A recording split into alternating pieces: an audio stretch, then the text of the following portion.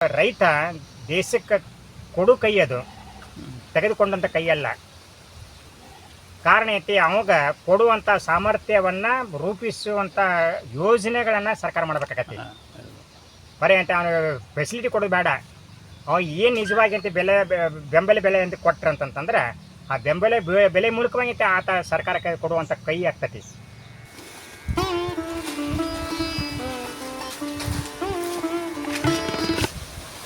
ಮತ್ತು ಇನ್ನೊಂದು ಇದ್ರಾಗ ಸ್ಪೆಷಲ್ ಅಂತಂದ್ರೆ ಈ ಏರಿಯಾದಾಗ ಸರೌಂಡಿಂಗ್ ಏರಿಯಾದಾಗ ಐತಿ ಬಾಳಿ ಯಾರು ಬಿತ್ತಿಲ್ಲ ರೀ. ಇಲ್ಲಿ ಹಾಕಿಲ್ಲ ಸರ್ ಯಾರು ಬಿತ್ತಿಲ್ಲ. ಮುಂದೆ ಐತಿ ಈ ಮಣ್ಣಿನ ಫಲವತ್ತತೆ ಅಂತಿ ಬಾಳಿ ಬೆಳಿದ್ಲ ಅಂತಂದಿದ್ರು. ಎಲ್ಲ ಬೆಳೆದೈತಿ ಅಂತ ಅದನ್ನ ಚಾಲೆಂಜ್ ಮಾಡಿಕಟ್ಟೆ ಅಂತ ಬೆಳೆಸಿದ್ದು. ಮತ್ತೆ ಐತಿ ಫಸಲು ಚಂದ ಕುಂತತಿ. ಮುಂದೆ ನಮಗೆ ಅಂತ ದೇವರ ಅನುಗ್ರಹ ಹೆಂಗಿರ್ತತೆ ನೋಡುವಾಗ ಅದು ಮುಂದೆ ಐತೆ ಫಸಲ್ ಜೊತೆಗೆ ನಮ್ಮ ಲಾಭನೂ ಕೂಡ ಆಗ್ಬೋದಲ್ಲ. ಆದ್ರೆ ಲಾಭ ನಿರೀಕ್ಷಣೆ ಮಾಡ್ತೀವಿ ಅಂತ ನಾವು ಹೊರಗೆ ಮಾಡಿಲ್ಲ. ಮೊದಲಕ್ಕೆ ಭೂಮಿ ಬೆಳೆದು ನೋಡೋಕೆ ಪ್ರಯತ್ನ ಮಾಡಿವಿ. ಆ ಭೂಮಿ ಯಾವತ್ತೂ ಕೈ ಕೊಡೋದಿಲ್ಲ. ಭೂಮಿಗೆ ಹೆಂಗೆ ಶ್ರಮ ವಹಿಸಿರ್ತೀವಲ್ಲ ಆ ಶ್ರಮ ತಕ್ಕ ಪ್ರತಿಫಲ ಇರ್ತದೆ ಅಲ್ಲಿ.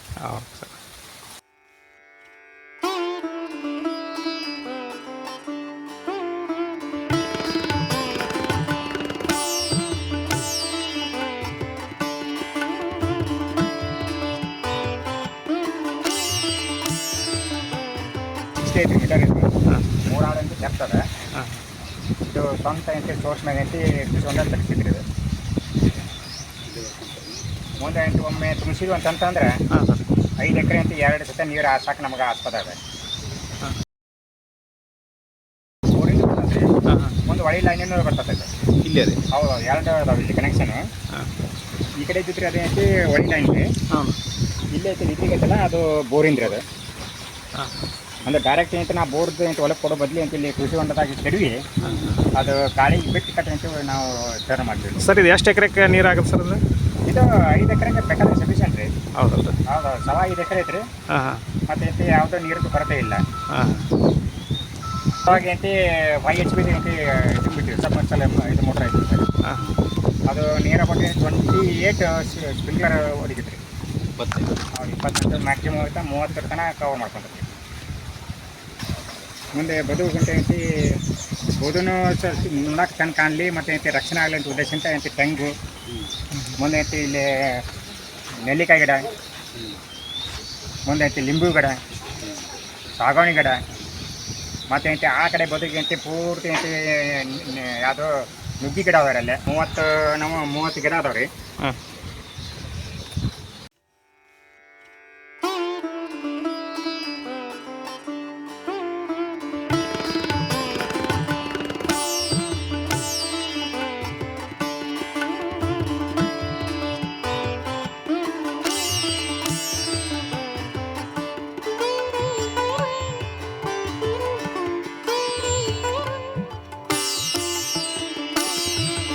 ಇನ್ನು ಕೃಷಿಗೆ ಮೇನ್ ನಾ ಬರೋಕೆ ಕಾರಣ ನಮ್ಮ ತಾಯಿಯವರು ಮತ್ತು ನಮ್ಮ ತಂದೆಯವರ ಕಾರಣ ಅಂತ ಹೇಳ್ತೀನಿ.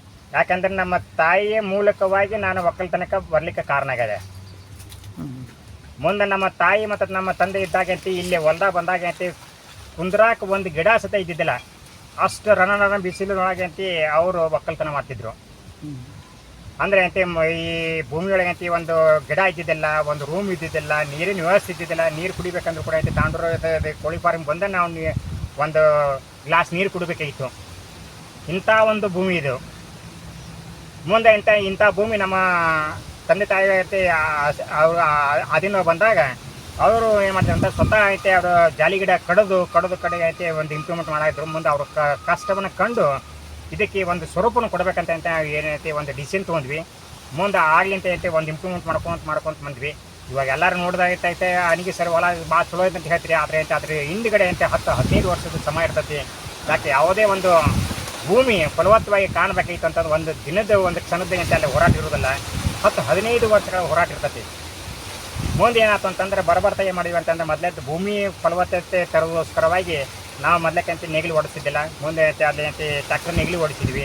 ಅದು ವರ್ಷಾಗ 2 ಸತಿ ಅಂತ ನೆಗಲಿ ಹೊಡೆದಾಗ ಏನಾಗತ್ತಂದ್ರೆ ಹಳೆ ಮಣ್ಣು ಮ್ಯಾಗ ಬಂದು ಅಲ್ಲಿ ಬಿಸಿಲಿಗೆ ಬಿದ್ದಾಗ ಮಳೆ ಬಿದ್ದಾಗ ಏನಾಗತ್ತಂದ್ರೆ ಫಲವತ್ತತೆ ಜಾಸ್ತಿ ಹಾಕೊಂತಿರ್ತದೆ. ಈ ರೀತಿ ಮಾಡ್ಕೊಂತ ಸ್ಟೆಪ್ ಬಂದು ಯಾಕಂತಂದ್ರೆ ಇದ್ರಾಗಂತ ಪೂರ್ತಿ ಭೂಮಿ ತುಂಬ ಕೊರಕಳಿತ್ತು. ಸಮತಟ್ಟವಾದ ಭೂಮಿ ಇದ್ದಿದ್ದಿಲ್ಲ. ಹರಕಂತ ಪೂರ್ತಿ ನೀರು ಹದ ಹೋಗ್ಬಿಟ್ಟಿತ್ತು. ನಿಂತಂದ್ರೆ ಒಂದು ತಾಲು ನಿಂತು ಬಿಟ್ಟಿತ್ತು. ಮುಂದೆ ಇವೆಲ್ಲ ಸುಧಾರಣೆ ಮಾಡ್ಬೇಕಾಗತ್ತೆ. ಅದಕ್ಕೆ ಹೇಳ್ತೀನಲ್ಲ, ಒಂದು ಜಾಬ್ ಮಾಡೋದು ಚಲೋ, ಅದು ಭೂಮಿಯನ್ನು ಹದ ಮಾಡಿ ಕಟ್ಟೈತಿ, ಒಂದು ಫಸಲು ತೆಗೆದು ಭಾಳ ಕಷ್ಟ ಐತಿ. ಅದಕ್ಕೆ ಎಲ್ಲರೂ ಐತಿ ಏನೂ ಬರೋಲ್ಲ ಅಂತ ಹೇಳ್ಕೊತ. ಆದ್ರೆ ಹಂಗೆ ಇರಬಾರ್ದು.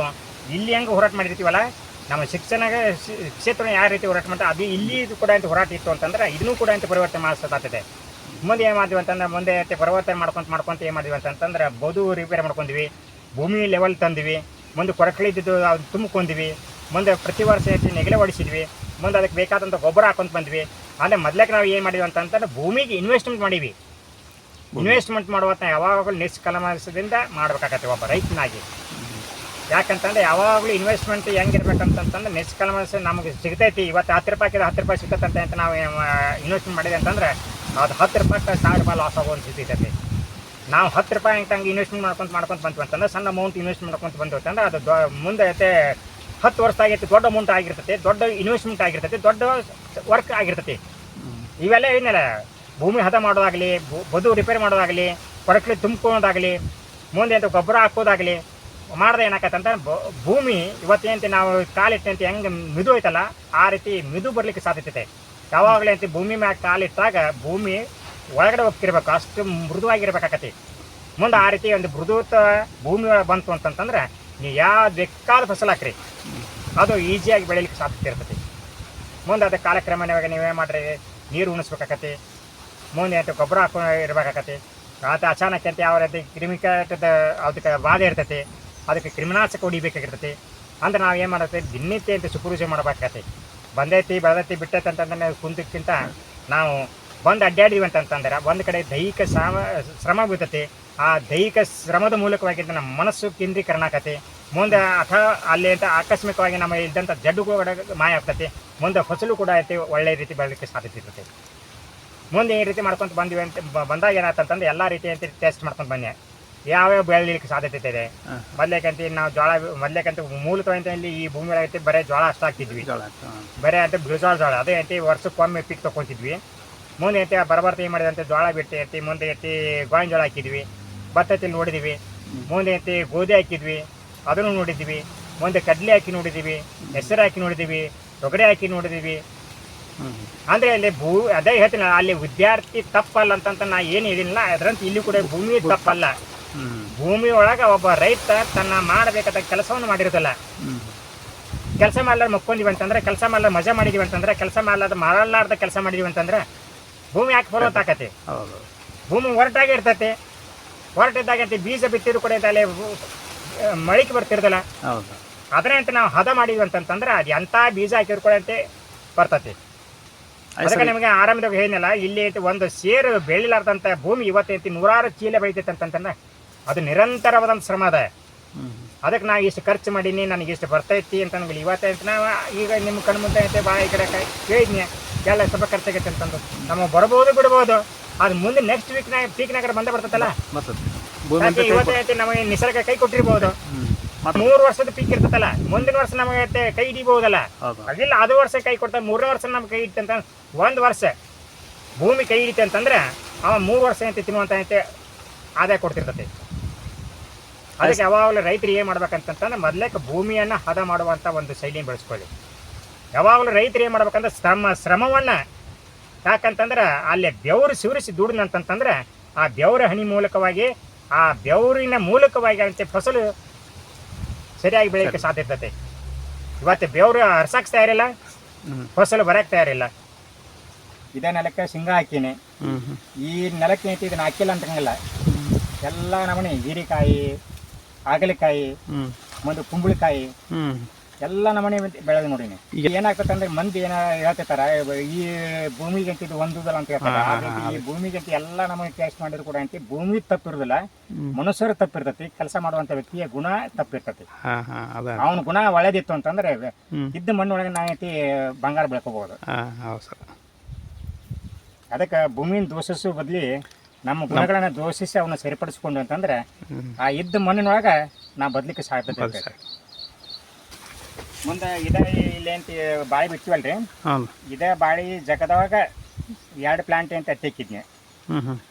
ಮುಂದೆ ಅದೇ ಐತಿ ಕ್ವಿಂಟಲ್ದು ಐತಿ ರೇಟು 5 ಲಕ್ಷ, ಇದು ಎಷ್ಟು 2,24,24,000 ರೂಪಾಯಿ ಬಂತು. ಹ್ಞೂ ಮುಂದೆ ಐತಿ ಅದ್ರದ್ದು ಹತ್ತಿ ಮಾರಾಟ ಮಾಡಿದ್ದೆ ಐತೆ ಒಂದು 30,000-50,000 ರೂಪಾಯಿ ಬಂತು. ಇವು ಎಲ್ಲ ತೆಗೆದು ಕಟ್ಟಿ ನೋಡಿದ್ರು ಕೂಡ ಐತೆ ಇದು ಅಲ್ಲಿ ವರ್ಕರ್ಸ್ ಆಯ್ತು ನಮಗೆ ಐತೆ ಅದು ಒಂದು 1,00,000 ಜನಕ್ಕೆ ಐತೆ ಲಾಭ ಆಗ್ಯದ. ಆರಾಮ್ ಈ ಹೊಲ ಇತ್ತು, ಈಗ ಜಾಬ್ ಇತ್ತು, ರಿಟೈರ್ಡ್ ಆಯಿತು, ಈಗ ಅದ್ರ ಪೇಮೆಂಟ್ ಬರ್ತೈತಿ, ಯಾವುದೋ ಅದು ಆರ್ಥಿಕ ಸಮಸ್ಯೆ ಅಂತ ಇದ್ದಿಲ್ಲ ನಿಮ್ಗೆ. ಹ್ಞೂ ಕೃಷಿಗೆ ಯಾಕೆ ಬಂದ್ರಿ ಅಂತ? ಅದಕ್ಕೆ ಹೇಳಿನಲ್ರಿ, ನಂದು ಯಾವತ್ತೂ ಚಾಲೆಂಜಿಂಗ್ ನೇಚರ್ ಅಂತಂದು ಇಲ್ಲಿಯೂ ಕೂಡ ಐತೆ ಒಂದು ಪರಿವರ್ತನೆ ಮಾಡೋಕ್ಕೆ ಸಾಧ್ಯತೆ ಐತಿ ಅನ್ನೋ ನೋಡಿದ್ವಿ. ಯಾಕಂದ್ರೆ ಏನೂ ಬೆಳೆದ ಭೂಮಿ ಒಳಗೆ ಎಲ್ಲವನ್ನೂ ಬೆಳಿಲಿಕ್ಕೆ ಸಾಧ್ಯತೆ ಇದೆ ಅನ್ನೋದು ಐತೆ ನಾವೈತೆ ಸಾಧನೆ ಮಾಡ್ಬೇಕಾಯ್ತು. ಮುಂದೆ ನಮ್ಮ ತಾಯಿಯವರ ಭಾಷೆ ಐತೆ ಉಳಿಸ್ಕೋಬೇಕಿತ್ತು. ಯಾಕಂತಂದ್ರೆ ತಮ್ಮ ಅದನ್ನೈತೆ ಅದು ಭೂಮಿ ಒಳಗೈತಿ ಬೆಳೆ ತೋರಿಸು ಅಂತಂದಿದ್ರು. ನಮ್ಮ ತಂದೆ ತಾಯಿಗೂ ಕೂಡ ಐತೆ ಆ ಭೂಮಿ ಒಳಗೈತಿ ಬೆಳೆನ ಬೆಳೆ ತೋರಿಸು ಅಂತಿದ್ರು.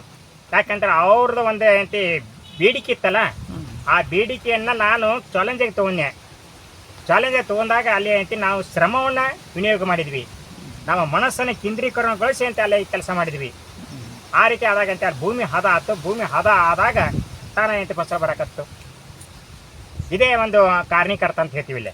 ಯಾಕಂದರೆ ಕುಂದ್ರಬೋದಾಗಿತ್ತು, ಮುಂದೆ ಅಂತ ಮಜಾ ಮಾಡ್ಬೋದಾಗಿತ್ತು, ಎಲ್ಲಿ ಬೇಕಲ್ಲಿ ಅಡ್ಡಾಡ್ಬೋದಾಗಿತ್ತು. ಯಾಕಂತ ಅಡ್ಡಾಡಿವಂತ ವಿನಾಕಾರಣ ಅಡ್ಡಾಡಿವಂತ ನಮ್ಮ ಐತಿ ಗುಣಗಳು ಕೆಡ್ತಾವು. ಆ ಗುಣ ಕೆಡೋಕ್ಕಿಂತ ಬದಲಾಗಿ ಅಂತ ನಾವು ಈ ಭೂಮಿ ಒಳಗೆ ಬಂದು ಕುಂತೀವಿ ಅಂತಂತಂದ್ರೆ ನಮ್ಮ ಆರೋಗ್ಯನೂ ಕರೆಕ್ಟ್ ಇರ್ತೈತಿ, ನಮ್ಮ ಗುಣನೂ ಕೂಡ ಕರೆಕ್ಟ್ ಇರ್ತೈತಿ. ಮುಂದೆ ಅಲ್ಲಿ ಅಂತ ಫಸಲು ಕೂಡ ಬರ್ತಿರ್ತೈತಿ. ಕಾರಣ ನಮ್ಮ ಇನ್ನೂ ಐತಿ ಹೇಳ್ಬೇಕಂದ್ರೆ ನಮ್ಮ ಚಟುವಟಿಕೆಗಳನ್ನು ನಿಯಂತ್ರಣ ಮಾಡಿಕೊಳ್ಳೋದ್ರ ಮೂಲಕವಾಗಿ ಭೂಮಿಯ ಮೂಲಕ ಫಸಲನ್ನು ತೆಗಿಯೋ ಸಾಧ್ಯತೆ ಇರ್ತದೆ. ಅದಕ್ಕೆ ಒಂದು ಆ ರೀತಿ ನಿವೃತ್ತಿ ಆದರೂ ಕೂಡ ಐತಿ ಇಲ್ಲಿಯೂ ಕೂಡ ಒಂದು ಹೊಸ ಸಾಧನೆ ಮಾಡಬೇಕು.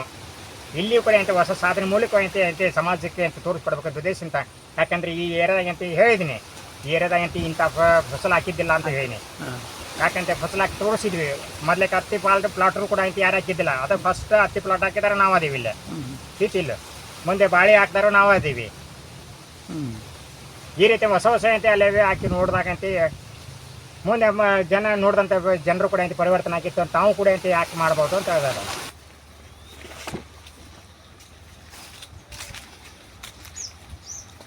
ಹೆಂಗು ಹೈಬ್ರಿಡ್ ಇದ್ರೆ ಅದಾವ ರೀ, ಒಂದು ಅವು ಒಂದು 20-25 ಗಿಡ ಅದಾವ ಅವು ತೆಂಗು ಸರ್.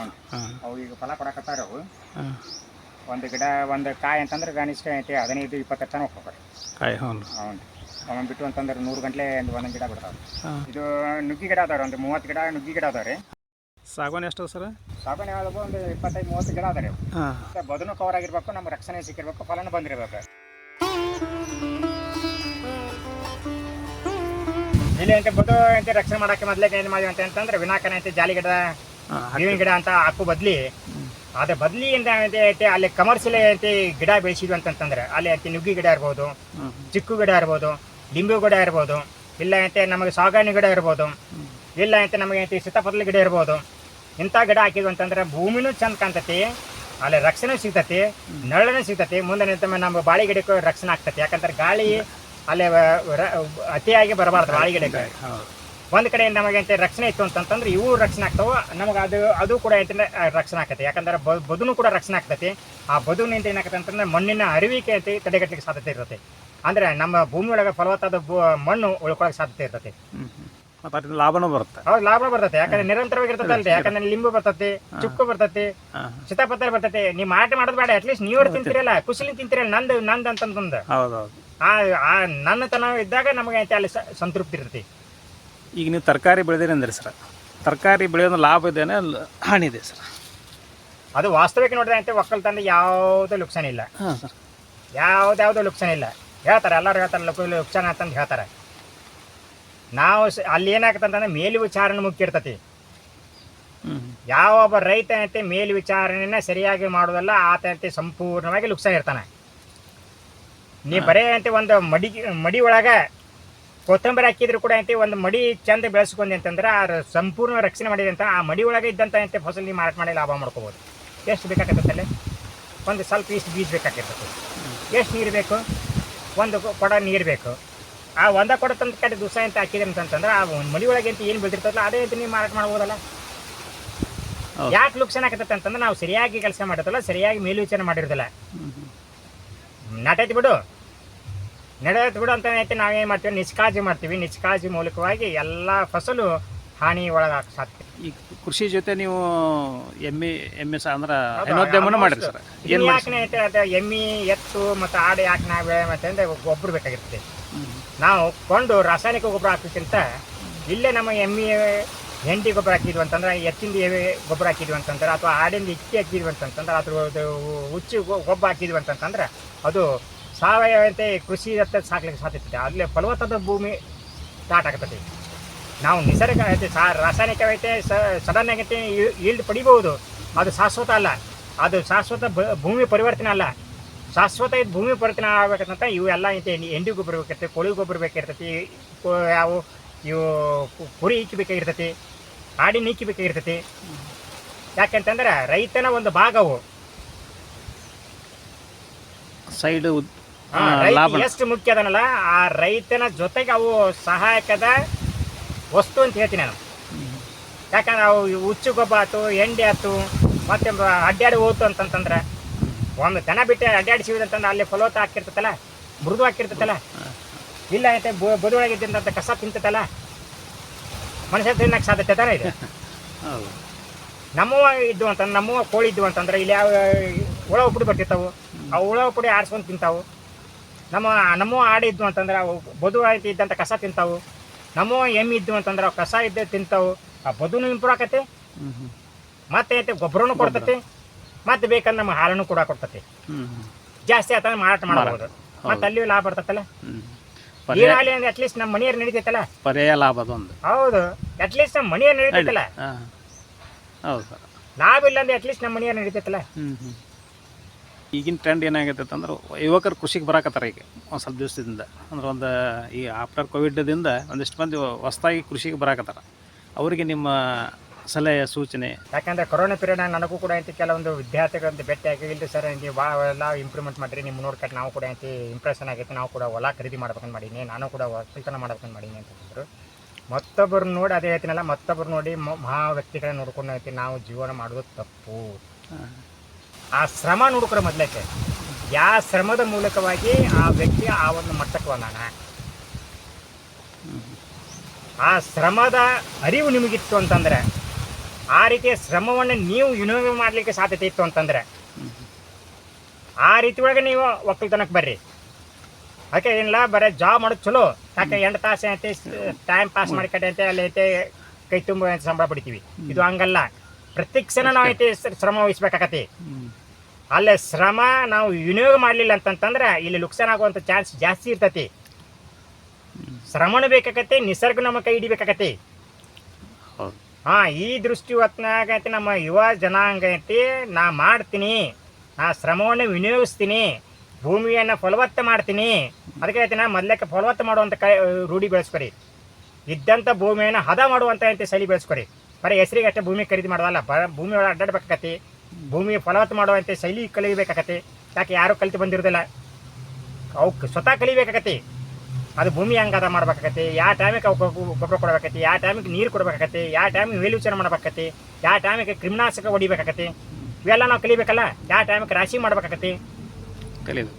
ಯಾಕೆ ನನಗೂ ಕೂಡ ಐತಿ ಜೀರೋ ನಾಲೆಜ್ ಅಂತ ಹೇಳ್ತೀನಲ್ಲ, ಇವೆಲ್ಲ ದಿನನಿತ್ಯ ಬಂದು ಕಲ್ತಾಗ ಒಂದು ಜ್ಞಾನ ಭಂಡಾರ ನಮ್ಮ ತಲೆಯೊಳಗೆ ಬಂತಂತಂದ್ರೆ ನಾವು ಏನು ಬೇಕಾದ ಪರಿವರ್ತನೆ ಮಾಡೋ ಸಾಧ್ಯತೆ ಇರ್ತೈತಿ. ಕಾರಣ ಯಾವಾಗಲೂ ನವ ಜನಾಂಗ ಏನು ಮಾಡ್ಬೇಕಂತಂದ್ರೆ ಸಾಧನೆಗೋಸ್ಕರವಾಗಿ ಮೊದಲಕ್ಕೆ ಅಂತ ಒಕ್ಕಲ್ತನ ಆಯ್ಕೆ ಮಾಡ್ಕೊರಿ, ಲಾಭಕ್ಕಂತಲ್ಲ. ಹೌದು, ಮೊದಲಾಗ ಸಾಧನೆಗೋಸ್ಕರ ನಾ ಸಾಧಿಸ್ತೀನಿ, ನಾ ಬೆಳಿತೀನಿ ಅಂತ ಅಲ್ಲಿ ಬಂದ್ರಿ ಅಂತಂತಂದ್ರೆ ಆ ಬೆಳೆ ಬಂದಾಗ ಆಟೋಮೆಟಿಕ್ ನಿಮ್ಗೆ ಲಾಭ ಆಕತಿ. ಬರೀ ಐತೆ ಭೂಮಿ ಕರೆದೈತೆ ಆಗ್ತೀನಿ ಅಂತಂದ್ರೆ ಅಲ್ಲಿ ಸಾಧನೆ ಇರಲಿಲ್ಲ ಅಂತಂದು ಏನು ಮಾಡ್ತೀರಿ? ಒಂದು ನಿರ್ದಿಷ್ಟ ಸಾಧನೆ ಬೇಕಲ್ಲ, ನಿರ್ದಿಷ್ಟ ಸಾಧನೆ ಮೂಲಕ ಗುರಿ ಮುಡ್ತೀರಿ.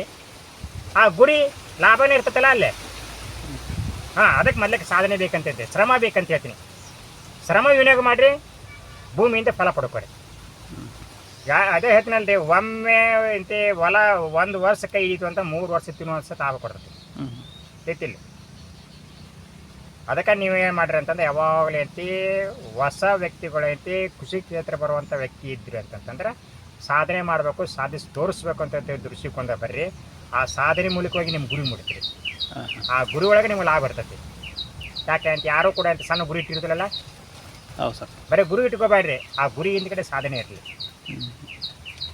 ಇದು ಗೊಬ್ಬರ ಗ್ಯಾಸ್ ಇದೆ ಐತಿ ಪೂರ್ತಿ ಐತಿ ನಮ್ದು ಎತ್ತಿಂದ ಗೊಬ್ಬರ ಬರ್ತೈತಲ್ರಿ, ಆ ಗೊಬ್ಬರ ಐತಿ ರನ್ ಆಕತ್ರಿ. ಇದು ಬೇಕಾದಂತೆ ಒಂದು ಫ್ಯಾಮಿಲಿ ಬೇಕಾದಂತೆ 24 hours ಯೂಸ್ ಮಾಡಿದ್ರು ಕೂಡ ಐತಿ ಪೂರ್ತಿ ನಮಗೆ ಐತಿ ಒಲಿ ರನ್ ಹಾಕಿರ್ತೈತಿ. ಲೈಟಿನ ಹೊತ್ತವನು ಸರ್ ಇದು ಲೈಟ್ ಲೈಟ್ ಇಲ್ಲ, ಒನ್ಲಿ ಅಂತ ಕಷ್ಟ ಮಾಡಿ ಒಲಿ ಅಡಿಗೆ ಅಡಿಗೆ ಸಲ ಅಂತ ಗೊಬ್ಬರ ಗ್ಯಾಸ್ ಮಾಡ್ಕೊಂಡಿರೋದು. ಅಂದರೆ ಅಂತ ಅಲ್ಲಿ ಫ್ಯಾಮಿಲಿ ಐತಲ್ಲ, ಫ್ಯಾಮಿಲಿಗೆ ಅಂತ ಯೂಸ್ ಆಗಲಿ ಅಂತ ಗೊಬ್ಬರ ಗ್ಯಾಸ್ ಅಂತ ಮಾಡ್ತಿರೋದು. 3.5 ಎಕರೆ ಅಂತ ಕಬ್ಬು ಐತ್ರಿ. ಇದು ಫಸ್ಟ್ ಪೀಕ್ ರೀ. ಅದ್ರ ಹಿಂದಿಂದ ಐತೆ 1.5 ಎಕರೆ ಐತಿ, ಅದು 2ನೇ ಪೀಕ್ ಐತ್ರಿ. ಅಂದ್ರೆ ಅದು ರೈತರ ಭಾಷೆ ಮಾತಾಡ್ಬೇಕಂದ್ರೆ ಅದು ಫಸ್ಟ್ ಕೋಳಿ, ಅದು 2ನೇ ಕೋಳಿ ಅಂತ. 2ನೇ ಕೋಳಿ. 1ನೇ ಕೋಳಿ ಕೊಟ್ಟು ನೋಡಿದ್ವಲ್ರಿ, 1 ಎಕರೆಗೆ ಅಂತ ಮಿನಿಮಮ್ 40-45 ಟನ್ ಬಿದ್ದೈತೆ. ಅಂದ್ರೆ ಒಂದು ಇದ್ರಾಗ ಕನಿಷ್ಠ ಸಂಖ್ಯೆ ಒಂದು 30-40 ಕಬ್ಬು ಅದಾವ್ರಿ. ಇಲ್ಲಿ ಮಿನಿಮಮ್ ಐತಿ ಒಂದು 10-15 ಅದಾವ್ರಿ. ಅಂದ್ರೆ ಜಾಸ್ತಿ ಎಷ್ಟು ಮರಿ ಇರ್ತಾವಲ್ಲ ಅಷ್ಟಲ್ಲಿಂತ ಇಳುವರಿ ಜಾಸ್ತಿ ಆಗುತ್ತೆ.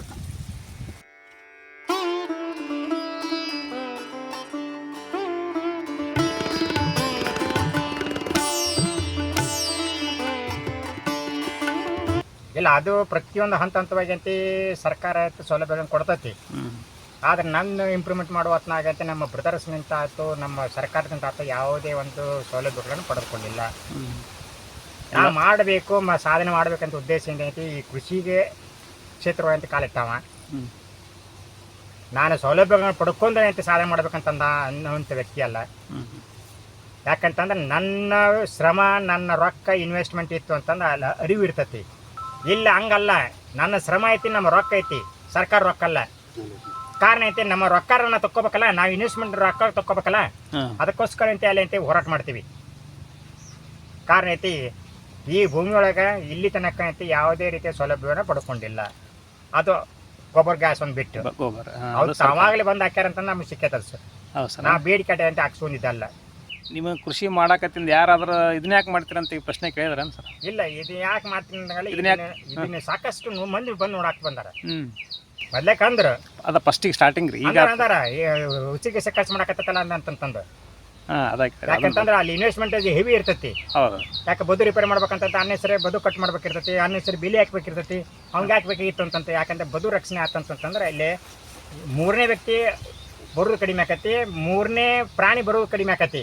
ನಿಮ್ಗೆ ಹೇಳಿದ್ನೆಲ್ಲ ಈ ಭೂಮಿ ಒಳಗೈತಿ ಹಂದಿ ಕಾಟ ಇತ್ತು, ಭಾಳ ಇತ್ತು ಅಂತಂತ.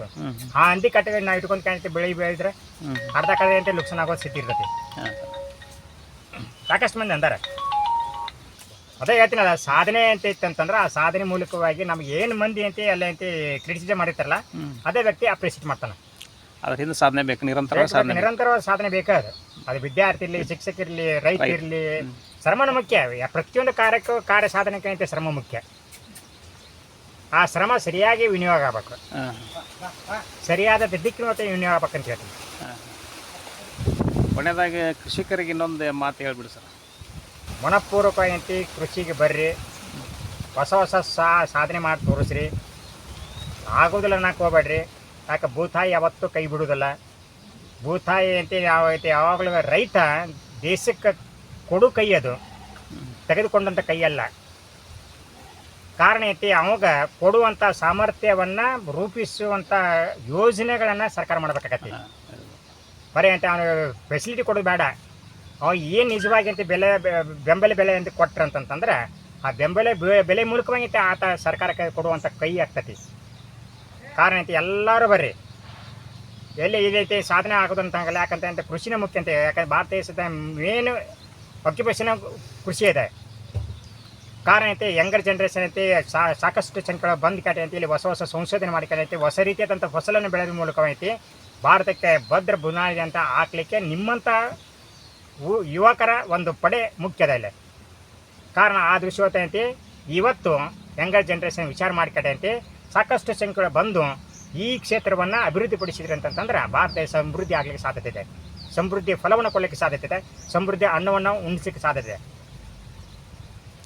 ನಮ್ಮೂರು ನಮ್ಮ ಜನ ಅಂತಂತಂದ್ರೆ ನನ್ನನ್ನು ಒಬ್ಬ ಸಾಮಾನ್ಯ ವ್ಯಕ್ತಿಯನ್ನು ನೀವು ಗುಡಿಸಿದ್ರಲ್ಲ, ನಾ ಏನು ಸಾಧನೆ ಮಾಡಿ ನನಗೂ ಗೊತ್ತಿಲ್ಲ.